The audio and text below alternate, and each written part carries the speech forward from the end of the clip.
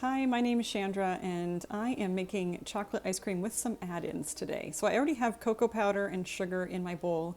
I'm adding a pinch of salt and some milk. I'll put the recipe down below. Ice cream is so easy. It would have been easier to get a bigger measuring cup, but this is the one I had out for the dry ingredients. So I'm going to use this. After the milk, I will add cream, vanilla, and get this all mixed up. This just needs to go into the refrigerator to get nice and cold before I put it into my ice cream maker the following day. The reason I thought I would make this is there's been requests for chocolate ice cream, and then in the month of December I made Rice Krispie treats with homemade marshmallows, and I still had a lot of those marshmallows left. We've been using them in hot chocolates and such, but there was plenty and it was time to reduce those, so I thought chocolate ice cream with those in it would be really good. And at our Christmas celebration, here's the cream going in. Someone made a flourless chocolate cake, and there was a lot of that left over too. And I thought that would be really good, like as a mix-in to this chocolate ice cream. It's more like a brownie texture than a cake even. So I had chopped that up and saved it in thinking of this ice cream. Here goes the vanilla.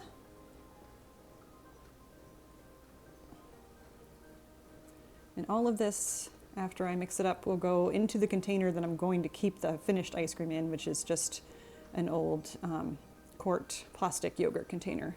Those are really nice sizes for ice cream.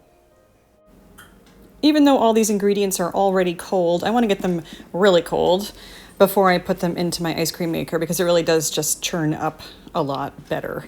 So I'm going to put it all in this container and then into the refrigerator for a few hours.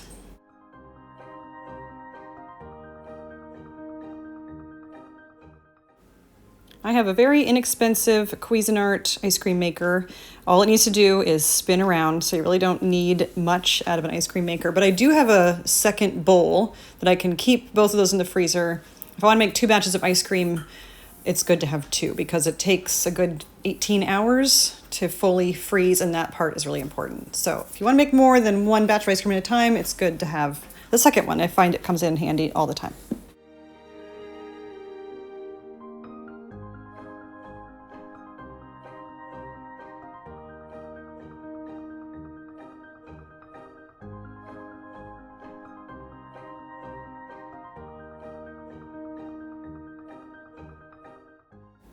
While that's churning, I'm going to cut my marshmallows into bite-sized pieces, and I'm going to use about a cup.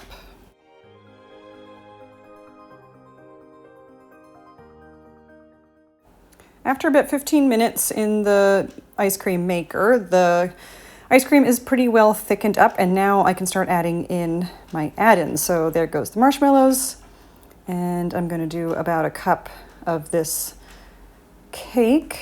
And those are already cut up, so I can put them right in.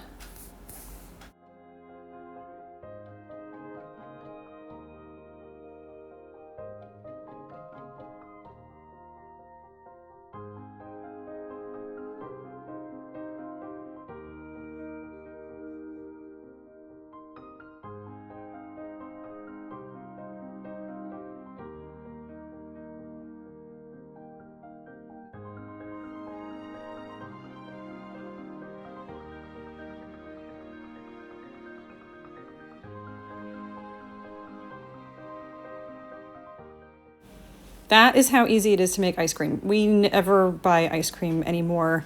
It's just become something that we always make because I find it really simple and so delicious. Here is the rest that did not fit in that. None of the add-ins were left stuck to the sides of the bowl there, so I added a little bit on top for the lucky person who got to eat this bowl of chocolate ice cream. See you next time. Bye.